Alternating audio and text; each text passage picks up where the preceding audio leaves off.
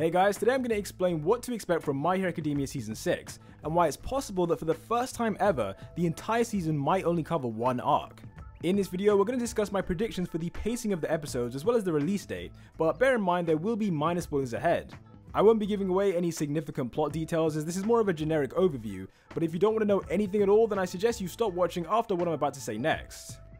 Before I delve into the details of My Hero Academia Season 6, I wanted to first break down my thoughts on Season 5 and why it's my least favourite. From the start, I'll say my criticism has nothing to do with the quality of the animation, as the direction of many episodes has brought the manga to life in a way I thought was great.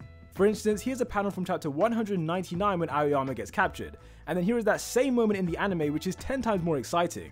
My problem with the season comes from two main issues, with the first being the terrible pacing of the episodes. Thanks to repeated flashbacks, recaps, and filler, certain storylines felt like they've been stretched to the limit, and for me this is what killed my hype for this season. If you don't know what I'm talking about, then let's take a look at episode 95, which is the episode where it just confirmed for me they were doing this on purpose. For starters, they tried to pad the runtime by including both filler and flashbacks that weren't in the manga, not to mention nearly a whole minute was spent recapping the season so far. The anime original filler included Endeavor and his sidekicks chasing down a villain, Monoma taunting Class 1A, Ochako getting embarrassed about Deku, All Might looking to the sky and thinking about the predecessors of One For All, and Class 1A giving their thoughts on Class 1B before the match. Now, I am usually a fan of small bits like this that flesh out the manga, but when you combine that with the extended flashbacks, it seemed like they were artificially stretching things out. As an example, we had this flashback halfway through the episode, which to be fair is totally canon, but why later in that same episode was this same flashback shown for a second time? Was that really necessary? Unnecessary callbacks like this happen throughout the season long after the joint training arc is over, and for a seasonal anime, this isn't something I expect to see. The second main issue was that they rearranged the order of the storylines, as the Endeavor Agency arc was shown before My Villain Academia.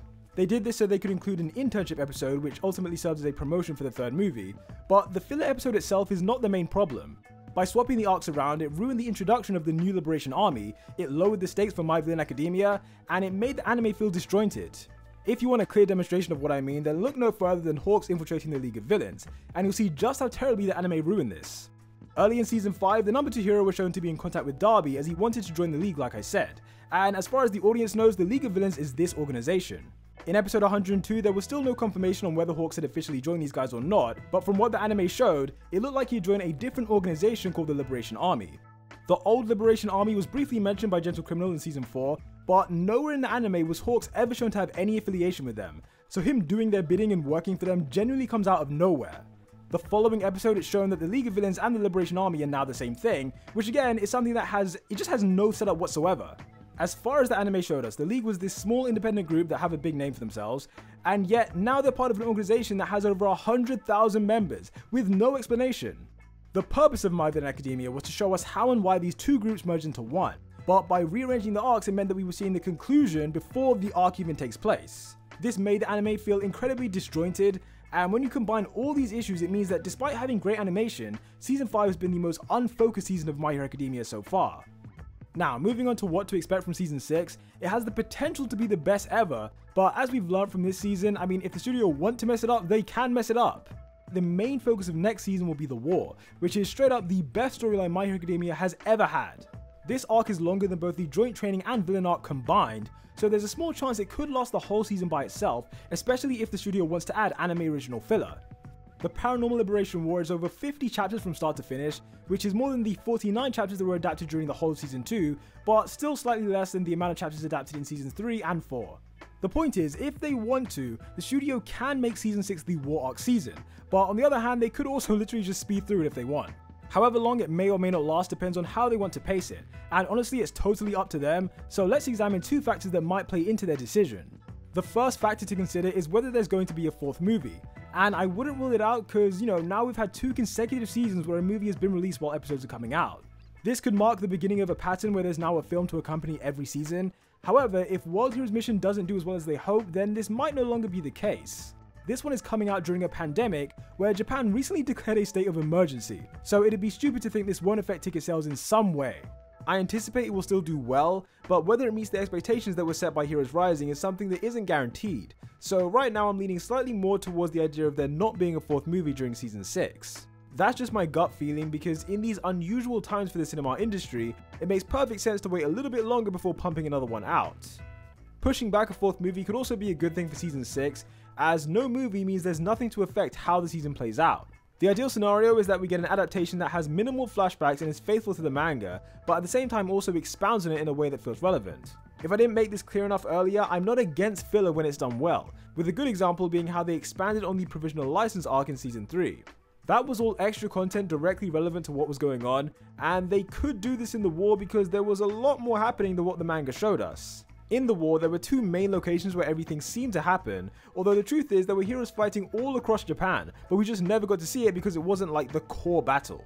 This provides a great opportunity for anime original content, like seeing what Shiketsu High and certain members of Class 1B were doing during this time. Anyway, the second factor to consider is whether the anime will adapt Shirakuma's full backstory from My Hero Academia Vigilantes, and while it's unlikely to happen, it's worth throwing it out there because it would push back the beginning of the war.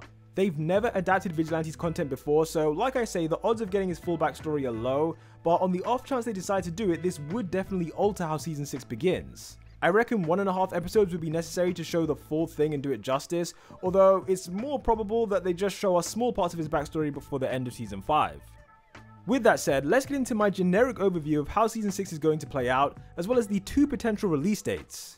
If you like this video so far, then I'd appreciate if you smash that sub button and notification bell so you don't miss future content, and remember that I'm very active on both Twitter and Instagram, so check me out on there if you haven't already.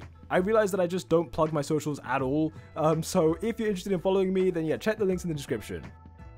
Okay, so it's almost guaranteed that season 6 will begin with an anime original filler episode, and the last 2 we've had were actually pretty good, so I'm interested to see what they do this time around.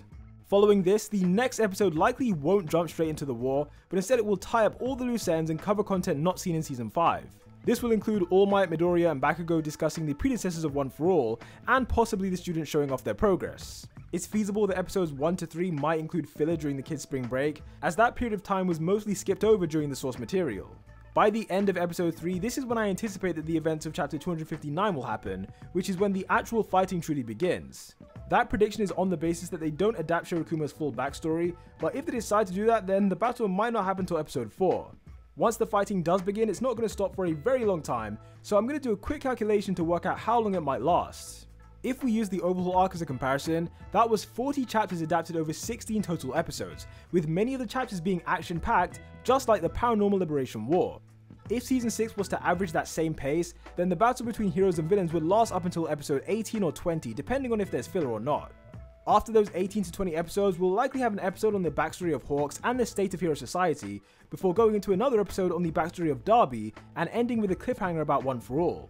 Next, we will learn about the true nature of this power, and Midoriya would make a huge decision about his future that will lead us into the next arc.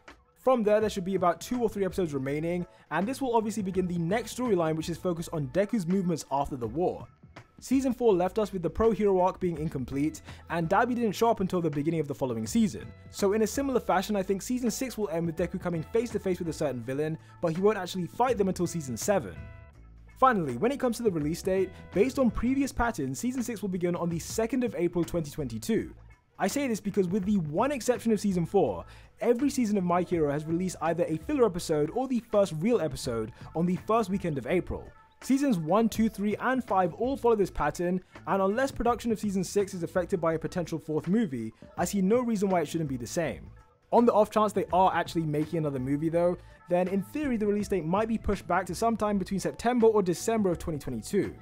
Let me know down below, how excited are you for the next season of My Hero Academia, and do you share my opinion that season 5 was paced badly, or do you think it was perfectly fine?